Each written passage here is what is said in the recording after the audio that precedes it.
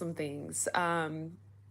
Like I always do, first and foremost, talk about the cultural commentary. It's changing so much. So much is changing with cultural commentary. When I'm online and I just like engage with some content creators that are really popping, a lot of stuff that goes viral, right? A lot of the AI stuff.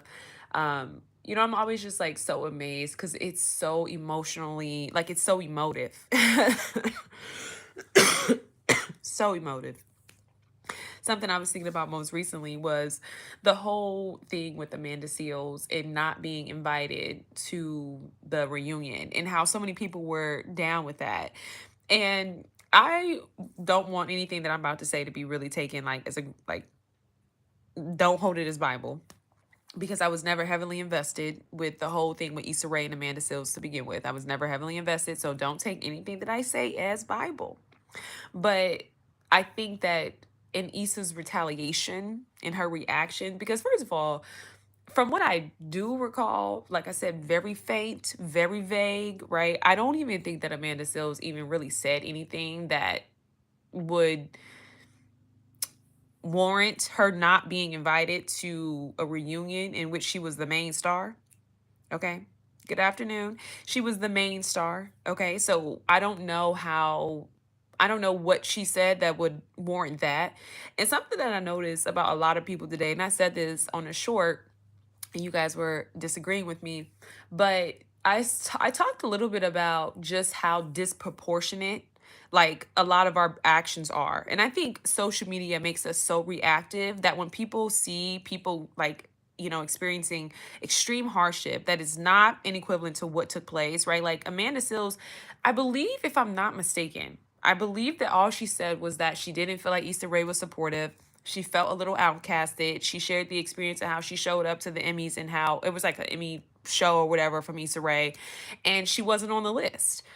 I don't think that that gave like, oh, and her man this and like she it never gave like she aired out her business to the point where you would not invite her to a reunion on a show that she did when she was the main character. She supported you in your project. And I'm not saying, like I said, girl, this we're not gonna be too heavily invested. And I am gonna be moving on. I'm going to move on. I'm going to get to what I'm talking about in the video. But I wanted to address this because a lot of people were talking about it. And I'm just like, I just don't think it was that serious. I don't think that if this is the reason why Amanda Seals is getting the flack that she's getting, like, I don't think that what she said was this serious. And I think, if anything, it kind of proves that what she said about Issa Rae was true. You know what I mean? And it's not about being graceful, but, and this is what we're going to be talking about today. We're going to talk about friendship today. But it does say a lot about the person. I personally think if someone is saying that they work with you and whether or not they didn't feel safe enough to even come and tell you about yourself and tell you about what the situation, like, hey, I really felt isolated from the show, whatever. I think that that's very telling. But I also think in your reaction to that is also very telling, because why did you feel the need to exclude her from the reunion? That's so extreme. Like, that's so heavy. That's like she stole something. She stole from my house. You know what I mean? She stole, like, she had to go to jail. It was a whole, like, I don't really see how someone sharing a comment about y'all working together then alludes to you pretty much siloing them. And it's like Amanda Seals literally did lose, opportunities in her film career. So I don't know how people are saying like, well, when you speak out, that's the consequences. No, this goes back to everything that y'all be saying. This is why I think a lot of what people get online and say today is contradictory. And y'all don't be living in alignment. It's not giving authentic. It's not giving real. It's why I don't be listening to y'all, because I feel like that goes back into victim blaming.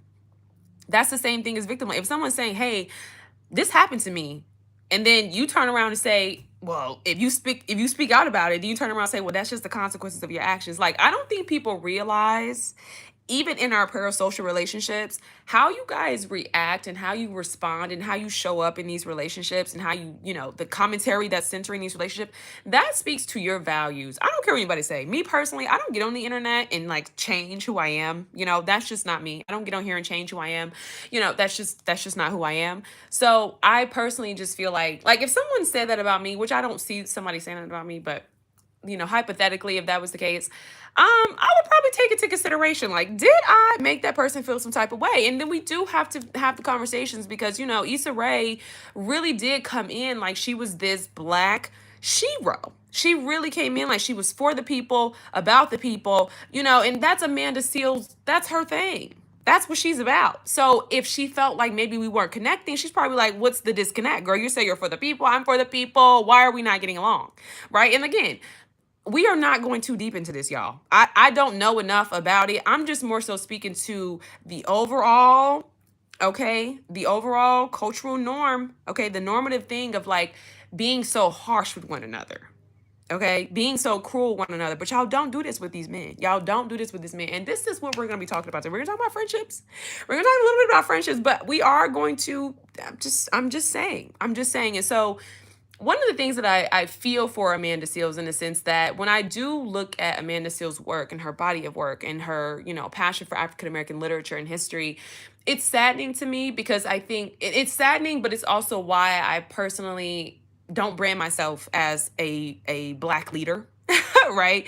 I think that she has given a lot to the black community. Like, I think many African American leaders, I mean, Angela Davis, another example, many black women, and I wrote about this on Medium years ago, but many black women have sacrificed their entire lives, okay, to advocate for African American people. And very seldom is it ever reciprocal.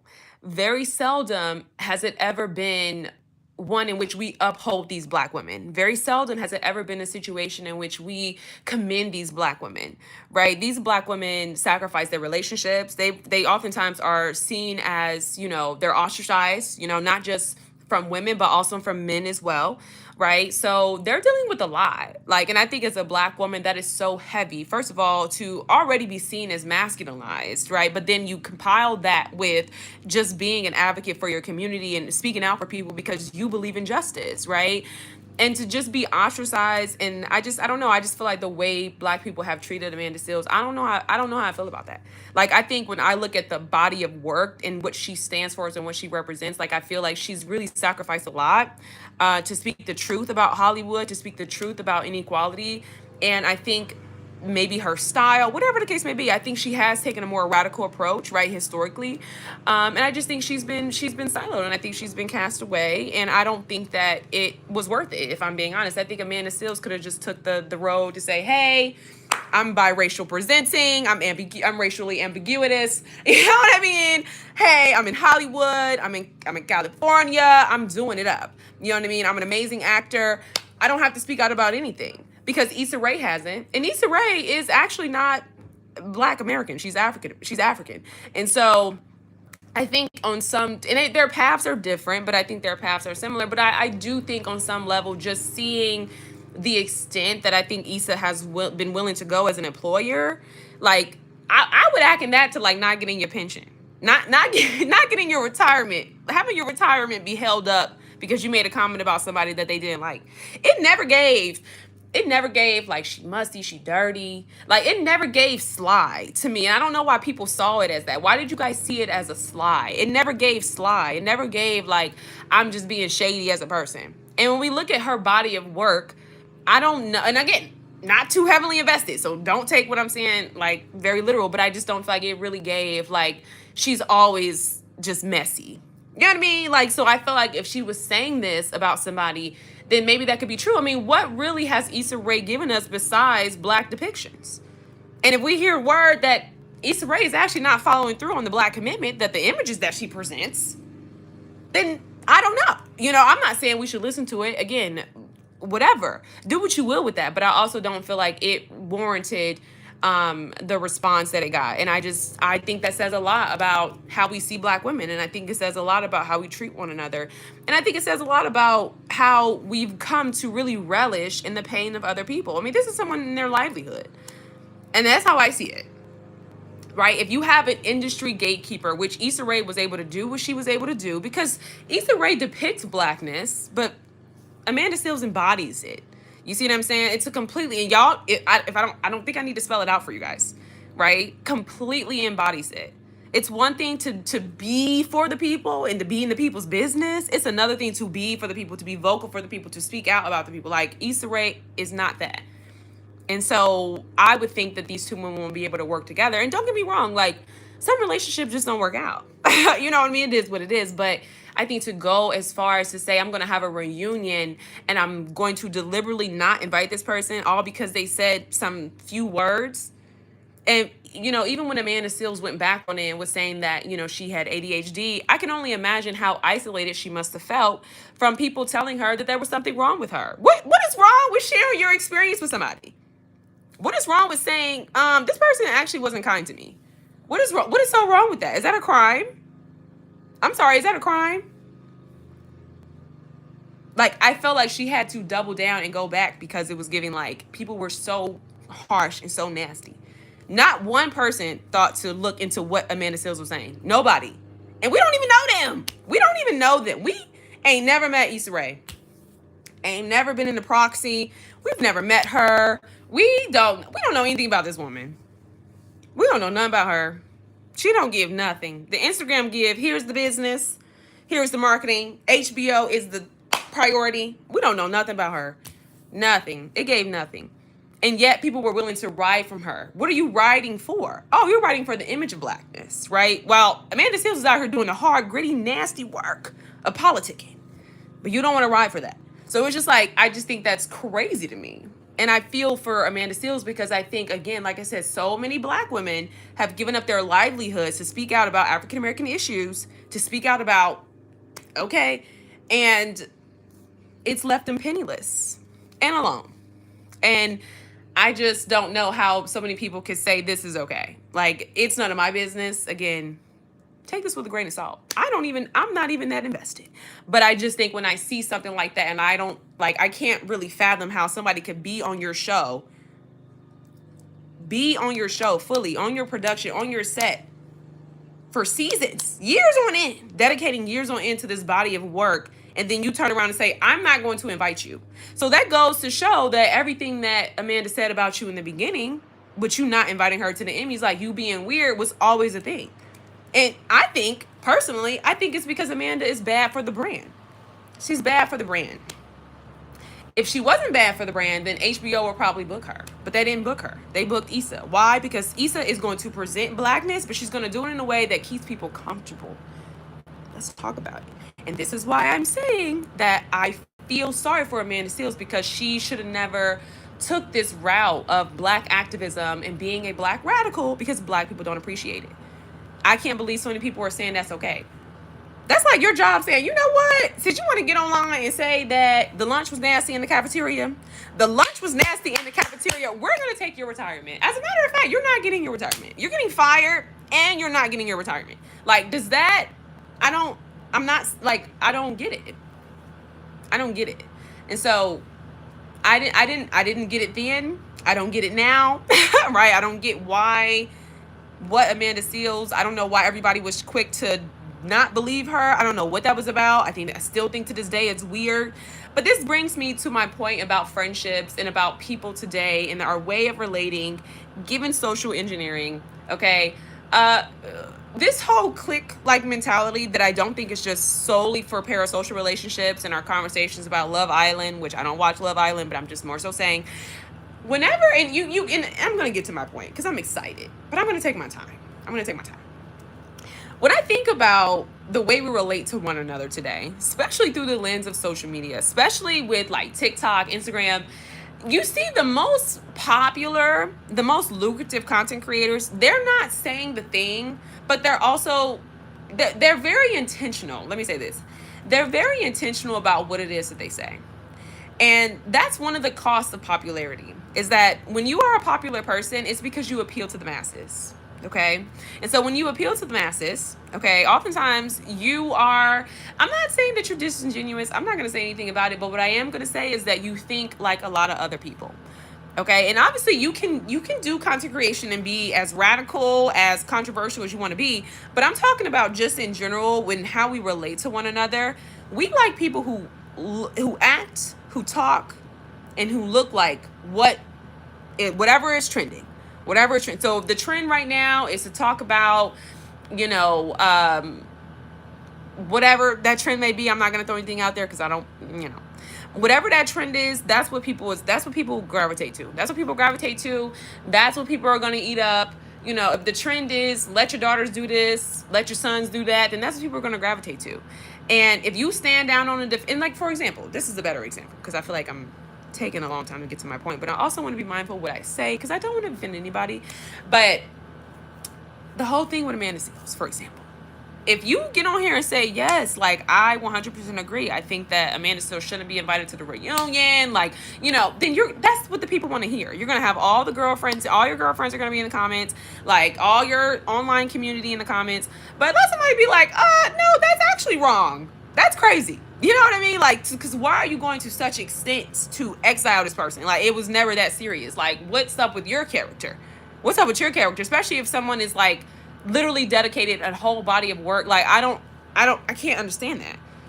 And like one thing that I just noticed with a lot of people today is like it's like this whole similarity of like-mindedness, and it ain't even giving like-mindedness. It's giving follow the leader. It's giving follow the leader because I don't actually want to be exiled. It's giving we're gonna pick on the Amanda Seales of the world in our parasocial relationships and any type of interaction because I actually don't have the strength to stand alone and be the person who does and says the right thing. So I'm actually gonna just do and say what everybody else says. It's gonna get a lot of attention. It's going to get a lot of followers. It's going to get a lot of like, you know, people in your comments are going to be singing your praises. You know what I mean? And I don't know, that way of relating today is so crazy to me. It's not about disagreeing. It's not about being controversial for controversial sake. It's more so just like being your own person who has your own values. And I believe because we don't have values and we get online and we start to treat people this way and we start to normalize this type of behavior, then it just kind of gives people a rite of passage, right? To just be, you know, people of poor character in real life. And I think that translates into how we see one another in the real world. You know what I mean? We have a very, very strong intolerance for people who are not like us. Like, we don't even know how to interact with people who just have different interests than us. It has to be some type of beef. It has to be some type of beef. We have to find a problem. You know, if someone doesn't show up in the way that we want them to show up, they don't talk how we want them to talk, if they're not meeting us the way we feel like they should meet us with their energy, we create conflict. We create conflict. Our feelings get hurt when someone's not singing our praises. Somebody just standing there, just existing. Oh, she weird. Like, I don't even know you. I'm not even thinking anything. I'm just standing here. You know what I mean? So it's just like, I don't know what this is. That I think in part it is a culture of narcissism. Like, but it just was never that serious.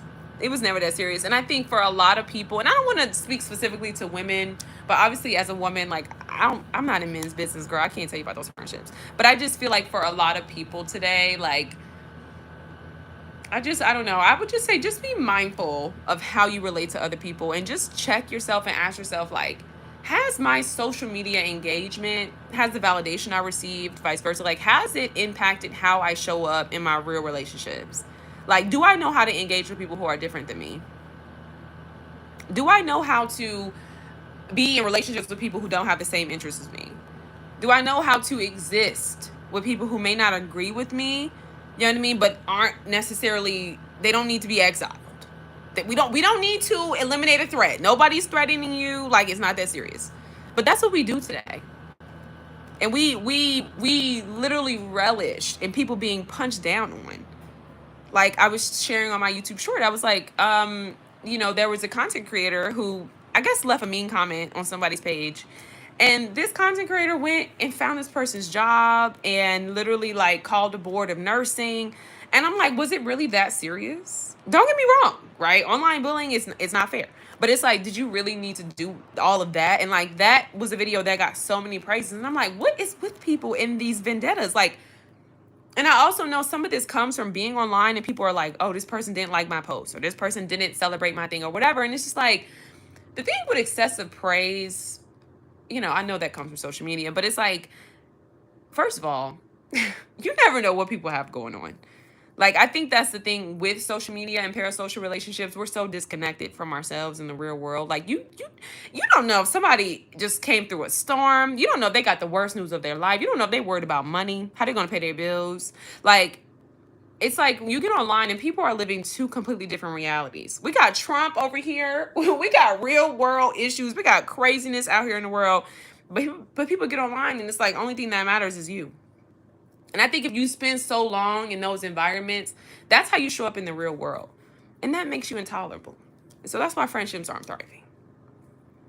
That's why they're not thriving. That's why people are not connecting. It's not working out. It's not working out because we're all in two different realities. We're all in so many different realities, and we feel justified, and we be dead wrong. And you don't have nobody to tell you that you're dead wrong. Like Issa Rae is dead wrong. I don't even know. I don't even know. But we're gonna use her as an example because you guys know how I feel. I feel like when it comes to the celebrities, we need to talk about the celebrities. So they used to have celebrity gossip. They used to have, because we kept it there. We kept it there. We need to offload, stress or whatever. But we didn't talk about our friends. We didn't talk about, I mean, maybe some people did, but like you kind of was looked at crazy, right? Rightfully so. You know what I mean? But now we no longer have that. We protect the celebrities and we talk about our friends. We talk about our family. We throw the people that are closest to us under the bus and we protect the celebrities. It's just weird. It's weird. Yeah. So, yeah, Amanda Seales was bullied at the end of the day. And I don't think that it was I don't think it was justified. And I think it's crazy that people can, but I think it goes back to what I was saying about how we see black women. I have a book that I think is actually going to be a good one. I've been struggling to find a good book these days. But this book is called Nobody Knows the Trouble I've Seen. And it's by, I'm like reading it. It's on my desk over here. I think it says Inger Burnett, and it's about the emotional lives of Black women. And I really look forward to reading this book because I just think that there is something that Black women carry that I just don't really think is, explored, at least not on these social media streets, at least not culturally, and at least not in a way that I feel like is effective. You know what I mean? Because I think the breakdown in friendships, I think the way we relate to one another, I think all the things that have taken place within our culture, right, from our desires to esteem to some type of white standard of beauty to attain some type of patriarchal provider. Y'all know that whole wave. I don't know if that's still the thing, but I feel like that was a really significant cultural moment where a lot of Black women were being encouraged to be softer, and softer in the sense of not like working on letting go of some of the hardship that we've carried, but more so softer in the sense of like be more white and you can get into certain spaces to get more money. You know what I mean? From men or whatever. Like that was a huge thing. I don't know if that's still a thing anymore, but I know that was a significant shift in our culture. And so there are a lot of things that I think influence our behavior when it comes to social media. But I just wanted to ground people in reality. I just wanted to ground people in reality. And the thing is, when you're on social media so much, like, and you hear people saying the same thing, right? After a while, you come to believe it. After a while, what you might initially see, right? If you're not on social media, somebody might present you with something. You might initially be like, oh, no, that's not right. But if you constantly are seeing something like all day, every day, you know what I mean? It starts to become normal to you. It's kind of like nudity. You know what I mean? Like, you see somebody outside and they're like naked, your first thought oftentimes is like repulsion, because even in California, like it's not GTA, nobody's riding around in a thonkini, right, and on skates. Like that's actually not what's going play. That's not actually what's taking place in California. Like there's babies on the beach. It's a different type of time. You know what I mean? It's very conservative, quite frankly. But excuse me, when you see something so often, it's like it can feel normal and you no longer feel that level of like repulsion. You no longer feel that like, oh no, that's not right. You know what I mean? You start to be like, oh no, this is right. This is right. You know what I mean? But it's not until you step away from the masses. Sometimes you have to put the phone down and you start to kind of come back to yourself a little bit and reprogram and just kind of like realign yourself. And you'll be like, what? You'll hear something and you'll be like, nah, that's crazy. You know what I mean? So it absolutely influences your perceptions. And I know like for a lot of women content creators, like depending on the content, you know what I mean, that can influence your perception as well, especially if you are a Black woman and you're struggling with relationships, which I think many Black women are, but not entirely, right? Not entirely, but some Black women are, and I think if you're looking for those relationships and you find yourself on certain content creators' pages, and it's always a thing of like, friends that are jealous of you. And if I had to say something about people who always think people are jealous of them, I don't want to just be blatant and be like, oh, it's a form of narcissism. I don't think it's that, but I do think that there is something so insecure about a person who always thinks people are jealous of them. Sometimes jealousy, yes, but I don't always think people are jealous of you. Sometimes it's how you show up, right? So with social media, a lot of us have become very, our relationship with validation, rather, let me say that. Our relationship with validation has changed. And so we've grown to become very like thirsty. Yeah, we've been very thirsty for validation. And so you may not know it, but you could be somebody who's coming off as like very braggadocious. And I think for me, and I'll just use myself as an example, having experienced hardship in my life and just moved through things and trials and triumphs, you get to a certain point where it's kind of just like, okay, this is my life, this is what it is. And it's not about a lack of celebration, it's just more so like I don't feel the need to bring every win up in a conversation, right? And it's not because I feel like somebody's going to be jealous of me. It's just more so like having an awareness of people's lives, people's realities, right? If I know that, my friend is struggling to feed her baby and she's trying to figure out housing or whatever, right? Like I'm probably not going to constantly come to her about every little win in my life. So I think that's something that requires empathy, and I think it's something that requires consideration for other people. And I don't think we have that anymore. So what people are going to say is like, that feels laborious, right? If I have to shield myself, if I have to censor myself, if I can't do this and that, then such and such is a hater. And that's immature. You know what I mean? But that's become a cultural norm. That's how we think nowadays. That's what's normalized nowadays. You know what I mean? Some people may not want to, have to do that, but I think all relationships take work. You're gonna do that for that man. So I don't know why we have a hard time doing that with one another. I don't know why we have a hard time considering people today. But I think we're very choosy.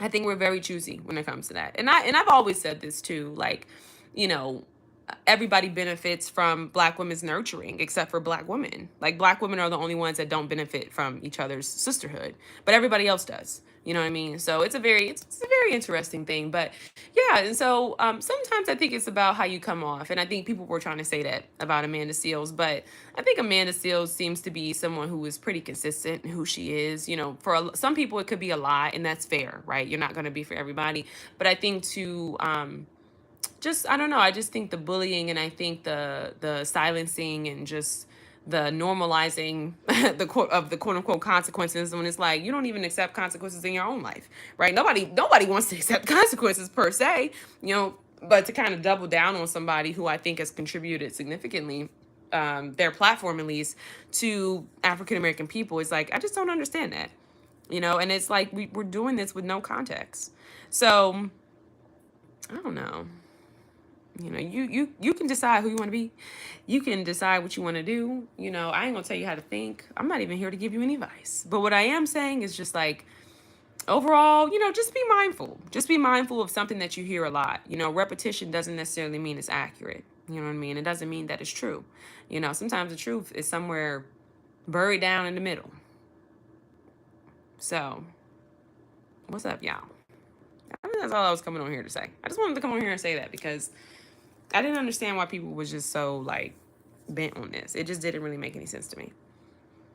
And I think for me, like on a human perspective, like I would never want to see somebody who's already hurt, right? Like isolated because they said something that they didn't like. Like that's like, back in the day, you have a group of friends and there's one person who, didn't wear the right thing or said something that, whatever. And it's like this person is then isolated. And it's like, but everybody else stayed friends. Like, why? We're quick to be like, oh, it was this, it was that. And it's like, no. Sometimes the majority is wrong. You know what I mean? But people feel strengthened in numbers. People feel bold in numbers. You know what I mean? You got people to fall back on. So then you got the lone wolf out there and you start doubting yourself. You start feeling like, oh, what's wrong with me? Nothing's wrong with you. That's the thing. Nothing's wrong with you. So, I don't know. I'm not saying Amanda is amazing. I'm not saying she's bad. I'm not saying, hey, she is who she is. You know what I mean? But what I am saying is I just don't feel like this was warranted. So I'm going to read my book and we'll come back and we'll talk about the emotional lives of Black women. And we'll get into that because I look forward to just learning more about myself, or at least being able to articulate some things I've experienced. The book talks about racism, PTSD, depression, and just some other things that I think Black women carry that is often not articulated, or at least not in the way that I feel like it resonates with me. And so I look forward to being able to come on here and share that. I'm also getting over a little cold, but this was great. I haven't made a video in so long, so yes, girl. The title of the book is Nobody Knows the Trouble I've Seen, and it's by Inger Burnett, and it's the emotional lives of Black women. I feel like this is going to be a good one, y'all. I'm reading Bad Feminist by Roxane Gay, and if I had to, now let me say this. I have another book by Roxane Gay. I never read this one either, but it's the same kind of setup, like a lot of essays. This one is called Opinions. And I read one piece, it was about her brother. And I think she was speaking about like police brutality, or like, you know, something of that net, like racial profiling. But it was good. And I was like, oh, okay, this is interesting. But something that I'm just a little concerned with as I'm reading Bad Feminist, and just when I think about Roxane Gay, um, first, I want to say my introduction to Roxane Gay was through Masterclass. Like, I've heard about her before, you know, she's up there with like Bell Hooks and things like that. And I've seen her, right? But I've never read her work. And so I love bell hooks. I have like multiple bell hook books. If I didn't get a bell hooks book, I was renting it from the library. Like, just so coherent, so cohesive. I love bell hooks work. Like, she's truly a Black philosopher. She's one of my faves. But yeah, so, you know, when I was watching Roxane Gay's masterclass, I just was kind of like, you know, it didn't really move me, but I was like, okay, you know, okay. So my book club recommended this book, Bad Feminist. And so I was reading it and I'm like, okay, wow. You know, the first essay, I'm like, I resonate with this. This is just so good. She was talking about, you know, being a Black woman. She talked about like touched a little bit on like relational dynamics.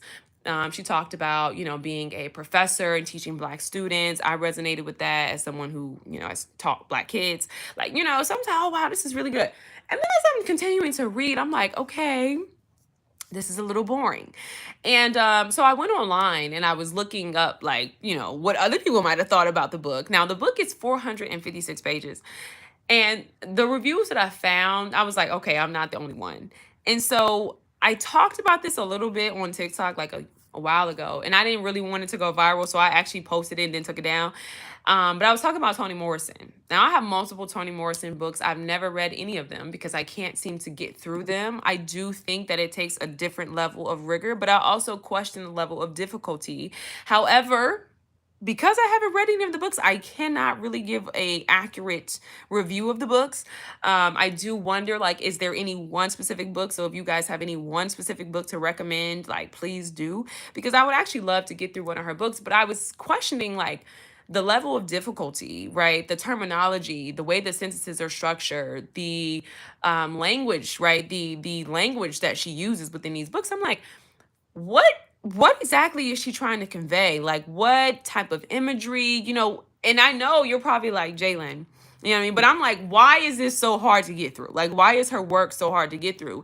And I didn't really understand why people were just so in love with Toni Morrison and her work. And so I was questioning, and I'm going to get to my point, but I was questioning, I'm like, okay, did Toni Morrison amass this level of like fame for her writing and things like that because she was the first, right? And obviously she wasn't the first. If you say the first, technically it'd be like Phyllis Wheatley, you know, you're talking 1800s, right? But even before that, right? Like, technically I don't know who is the first, but I think Toni Morrison came up at a very particular time. And I think she benefited from a very particular opportunity in time, right? At the same time, take that with a grain of salt, right? Take it with a grain of salt. So I say all that to say, with Roxane Gay, I think Gay has really benefited from her marginalized identity. I think being queer, I think being someone who she would consider and how she's expressed herself is fat, right? And I'm just being blatant because that's how she said it, and I don't want to beat around the bush. Like, I think she benefits from being marginalized. I also think that she benefits from having like privilege, as she said in her book, Bad Feminist, you know, and we all have privilege. So hear me what I say. Let me finish my point before you know, don't strike me. Let me just finish what I was going to say. I think she benefits from that. And I think in that, you know, especially at least today in terms of marketing, those are the things that make people interesting, right? And don't tell me that it doesn't. When someone identifies with being queer, we automatically associate them with like this level of cool, you know? And I think Gay has benefited from that in her writing, because as I'm reading her writing, she's got these book of essays, 456 pages, not about feminism. A lot of these do read as blog posts, and it was the same with her book Opinions, right? It's not cohesive at all. It's really just like a bunch of blog posts. It kind of reads like some diary entries, like, I was at the cottage and I went back from my cottage and I'm a 1 year tenure, and it's just, and it's just like not very interesting, right? Not very interesting. And she also kind of alludes to this in her book as well when she talks about herself. She's like, I don't think I'm this. I don't think I'm that. And so I'm not airing out her business. Like, this is not a critique. It's just more so an observation. And I'm more so saying that to say, how did Roxane Gay get the position in which she got? And I think sometimes when it comes to African American people, not always. Now, I ain't saying you not good. That's not what I'm saying. Because you definitely gotta be something, right? But I do think on some level, sometimes blackness can kind of act as a shield for criticism. I do think that sometimes privilege, opportunity, in this case, I can't even really say that, because I just don't think any black person, let me say this. I don't personally think that any black person has gotten anywhere and amassed any level of notoriety as black people, right? Within American society, and not be excellent. Like, I don't think you can do that. But I just question, like, what is it about Roxane Gay that I think has just amassed so much, because even in, like, if you watch her talk and things like that, like, it's not that she's not interesting. Like, that's not what I'm saying. I don't know what I'm trying to say. I don't want to say bland. I don't want to say boring, but I'm just more so saying, like, what is it about this person in particular that, what was it about her that kind of made her rise to the charts? So that's all I'm saying. I'm gonna finish reading it. But yeah, I'm just kind of shocked. I guess I was more so expecting, like, with her being a professor, with her, going to, I think did she go to an HBCU? I don't know. But with her level of education, like, I just was expecting something completely different. And then with the title being Bad Feminist, I was really expecting, like, an overhaul on that. But I guess she more so speaks about how she is a bad feminist. At least she did in that first essay, honey. Now, I don't know what she's talking about. I'm just like, wow. So I'm just more so curious, like, how did she get to where she is? Because her writing doesn't really reflect that. And I wonder, people be like, industry plant. I wonder, as a writer, because I felt that way about Rupi Kaur. Okay. And I had to check myself, because, I wrote my book Seasons back when Rupi wrote her book. And I was like, okay, am I being a hater? But I was reading her book and I'm just like, it just didn't hit. Like, I mean, Milk and Honey was okay. That was cute. But the books that came after that, I'm just like, this ain't given. It's kind of like R.H. Sin. Like, now he just be doing anything. I don't even, is he even a writer at this point? And I don't want to shade them too much, right? Because I think when you become marketable, right, and you accept them advances, it's like you have to continuously produce. And so that can sometimes hinder your creativity. But at the same time, Rupi Kaur, it was just like, girl, it wasn't giving, like, any depth. It was just like, and this is what it just was like. It was a mess. Oh, not Rupi Kaur. I'm saying Rupi. Her name was Rupi Kaur. I don't got no accent, but it might be coming off that way. It's Rupi Kaur. She made the Milk and Honey. Rupi Kaur. Yes, Rupi. And maybe I'm saying it wrong. I might be saying it wrong. I think she's of a different descent. I'm not sure where she's from, but I know she is an immigrant. But yeah, when she popped off, I was just like, this isn't it. And so I'm more so saying, y'all, sometimes opportunity just meets preparation. That's all I'm saying. Now, I'm not saying, it's not about being the best. That's not what I'm saying. I'm not saying people don't have nothing to contribute. I'm not saying, that's not what I'm saying. I'm just more so saying sometimes opportunity meets preparation. And sometimes, people can be prepared for certain opportunities, right? I don't think that there's, like, a conspiracy. I'm not saying there's any conspiracies here in, like, being an industry plant. But what I am saying is that, same thing within the writing community. You can read books that have these really, really big titles, right? And it's like, I was going to give an example of a book I'm going to read. It's like Why Nations Fail. But that's a good example, right? Like, and when you read the book and it's like, okay, where's the context, right? You're on page 56, you're 156 pages in, and it's like, this book is about nothing. This book does not live up to the title. And so sometimes that can happen. And I don't think we talk about it enough in writing communities, especially in Gay's case, with people who have resources, who have editors, who have a name for themselves, right? Who have a name that I would even say is marketable, like Roxane Gay, right? And not too much on Gay, because, I didn't finish the book and I don't, that's not what I'm saying. I'm just more so saying, like, to just all that she has done. I was just expecting a lot more. Like Bell Hooks was a writer. She was a writer. It was facts. Like it was giving, well, it was concise, it was compelling, okay, it was thorough, it was coherent. Page, girl, it was making sense. You know what I mean? Like when you read Bell Hooks books, you're gonna walk away transformed. It's cohesive, right? You know what I mean? It's analytical, it's deeply researched, right? It combines even her real world experiences, but it's not too heavy. Like Toni Morrison is so dense. I'm like, bro, this is like reading, I don't even know what white philosopher, but that's what it gives. Let me see. She was one of the first. I feel like she would make a provocative graduate student. Oh, okay. Thank you, girl. You know, yeah, it might be because I do like, and that's just what I'm. That's all I'm saying. When I think about Toni Morrison, and if I, and, you know, because now you're giving me, and I feel safe to open up about my criticisms about Toni Morrison, so I'm just gonna share. That got me a little excited because you know sometimes you have to like, ooh, let me duck for a chair, honey. I don't know, it might be a shoe coming across the room the way you talk about Toni, honey. You can't say too much about people's faves. But yeah, when I think about Toni Morrison, I'm just like, who did she write this for? You know what I mean? Was this appealing to white scholars, right? Was this at a time where African American people, you know, libraries were segregated, honey? We couldn't even get up and like. So I feel like when you talk about and I like to think that that was during that time.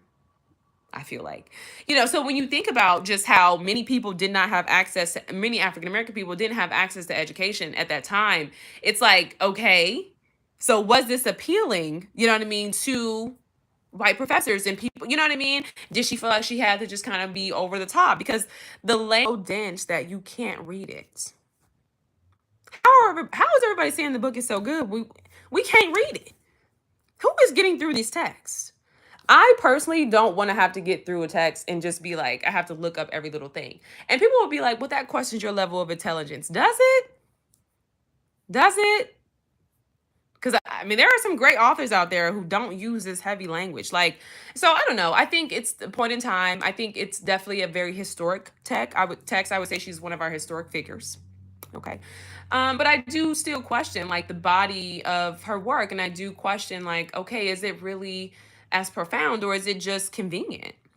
You know, is it just convenient? Is it just popularized because it's been commercialized? We've heard the name time and time again. She's a historical figure, right? Even when I've listened to some of the reviews, I don't know. I think Maya Angelou is a little different.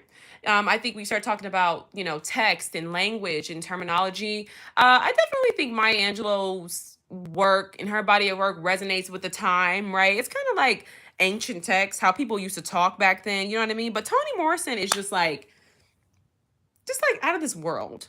Like I feel like even Octavia Butler is like, okay, you have some, you know what I mean, but it's still not giving. I don't know, race contract, but I've never read that. Yeah. Well, and that's what I'm saying, right? So that's why I question myself. Like maybe it's me. So I'm saying, do you guys have like any books about like any Toni Morrison books? So let me see. What do I have? I have quite a few. I have quite a few. My bookshelf is actually over here. So I'm not going to get up and look because that would just be like a bit much. But I do have like 3 of her books. So I'm just like, is there one book that I need to read? And maybe it is a like her work is something that does make you sit with. But I feel like because it's fictional, it's like I don't really want to have to, but I don't know. I mean, it's been a while since I've read it. I will say when I first started looking into those books, I wasn't really reading a lot of nonfiction. So now that I have read a lot of nonfiction, I might have a greater tolerance, might be able to get through it a little bit easier. You know what I mean? Like, but I still stand on what I said, but I am willing to at least explore. And honestly, if you guys give me a recommendation and I read one of the book and it's fabulous, I have to come back and I'm gonna do another. I gotta do a part 2 and I gotta walk it back, and I'm willing to do that. I'm willing to do that. I'm never too proud. I'm willing to do that. But as it stands, as it stands, I question that, and I am still questioning Roxane Gay. I'm gonna try to get through this bad feminist, but I just don't know. It was like she'd been writing for years, and she just put together a whole book of essays, like, and it's not even giving essays; it's giving like blog posts, like. This don't have nothing to do like your day at class has nothing to do with the book, Gay. And I don't know if that was to kind of show that she's a bad feminist, like she's not making feminist. Like I don't know, but I know I'm not the only one who feels this way because Like I said, I had to look it up. I'm like, okay, am I the only person who thinks this way? But no, other writers felt the same way. So yeah, I'm going to go though. I don't want to, but I hope you guys got something from this. This was insightful. I think it was insightful. Dense text. I don't always think that every dense text is bad. You know what I mean? There are some texts that are like, oh, this is kind of heavy to get through, but it's still like it makes sense. It makes sense. You can glean something from it. But Toni Morrison reads to me like I'm pulling teeth. And I think when you start talking about levels of difficulty, it's one thing to have jargon that you may not understand, but I feel like if something is so difficult that you can't get through it and you're pulling teeth, it's like I question whether or not this person is a good writer. You know what I mean? Because it's like I don't think it should be this difficult. That's all I'm saying, especially when so many people are talking about it. But it could be me.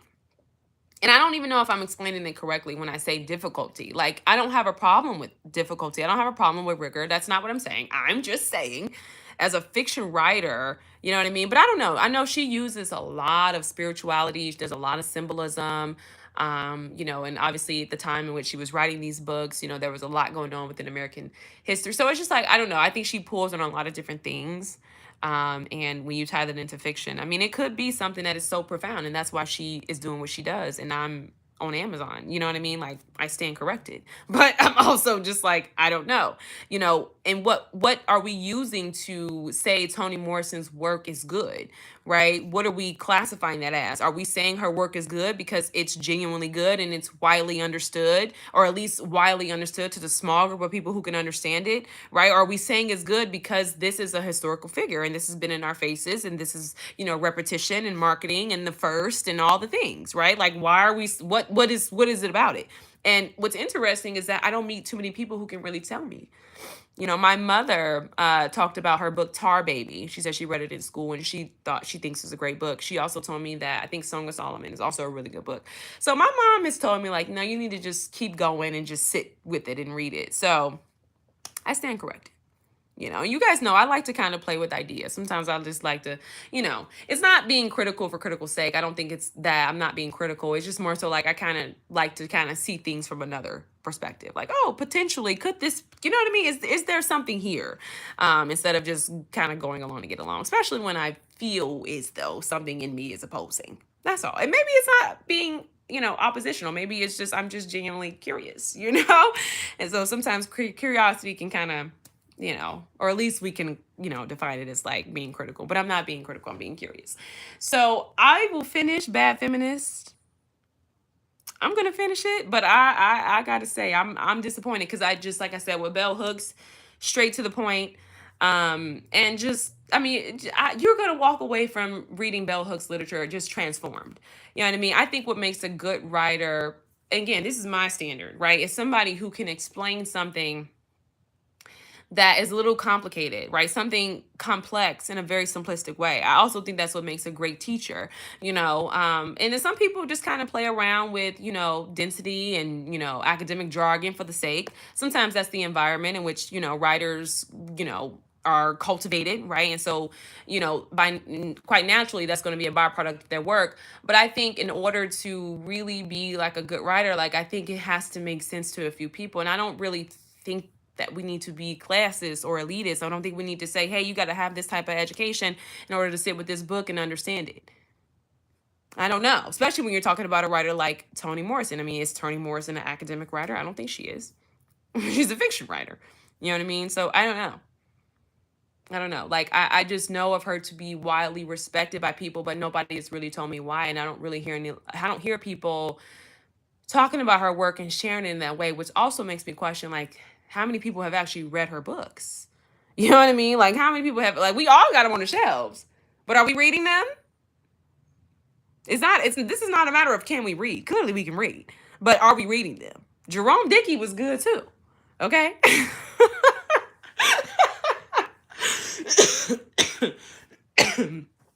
Okay. And we didn't need a thesaurus to get through that. Hello? That's all I'm saying. So, hey, I'm just the messenger. Okay. Yeah. I mean, I don't mind researching. Like, if I don't understand it, that's fine. But every sentence, I got to break down every sentence. Do we like it because it's difficult? Or do we like it because it's good? Does difficult equal good? Maybe in academic spaces. And if that's what Toni Morrison is about, then okay, by all means, have at it. You know what I mean? But if that's not what she's about, and if she's a fiction writer or whatever, I think she's a fiction writer, right? Then we have to just question, why has this historical figure been put in our faces with this literature that nobody understands? That's all I'm saying. That's all I'm saying. I'm not taking away from that. I'm not taking away from that. I'm just popularity.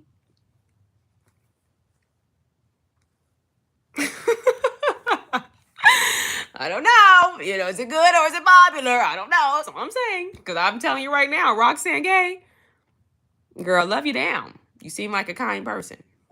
We could have lunch. She seems very sweet.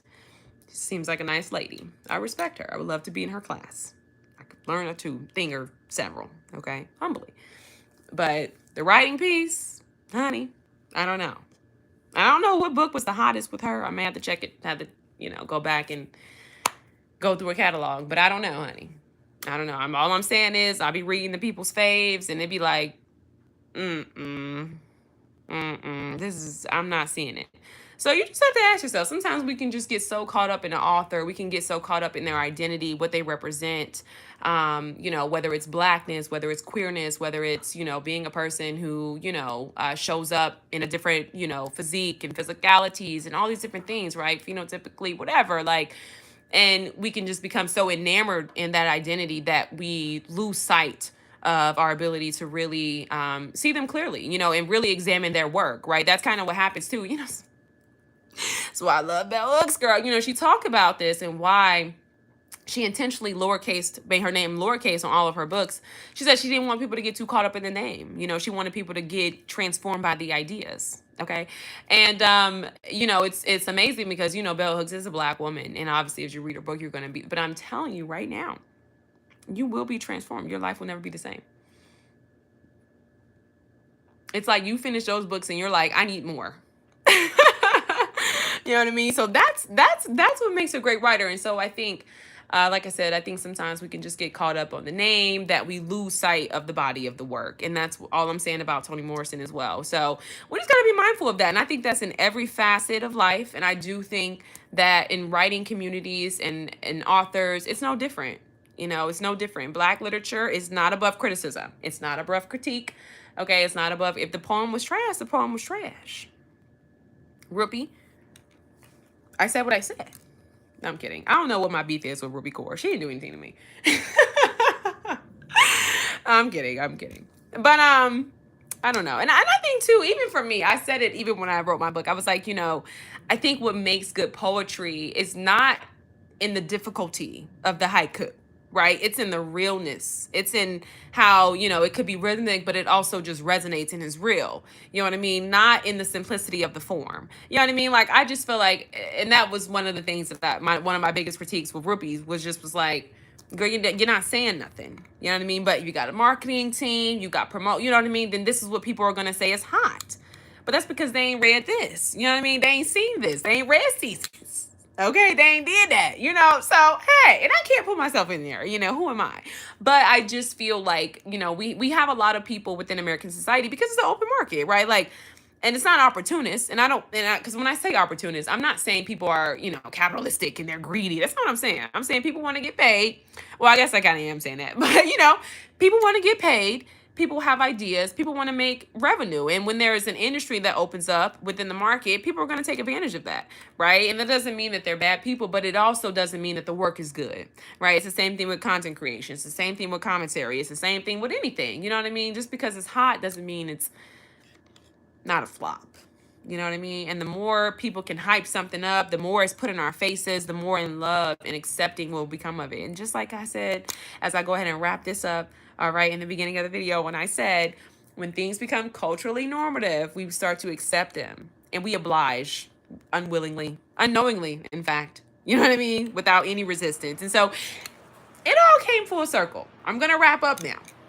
Well, this was fabulous. I love talking with you guys. I don't know what time I'll be coming on live, but I love when you guys be on here because they're like, okay, yes, I'm not talking to myself. Love that. So yeah, y'all, we didn't leave Amanda Seals alone. I'm going to get me an Amanda Stills t-shirt because I think she contributed great things to the culture. My girl got curly. She got that loose curly. What's the girl calling it? 4C?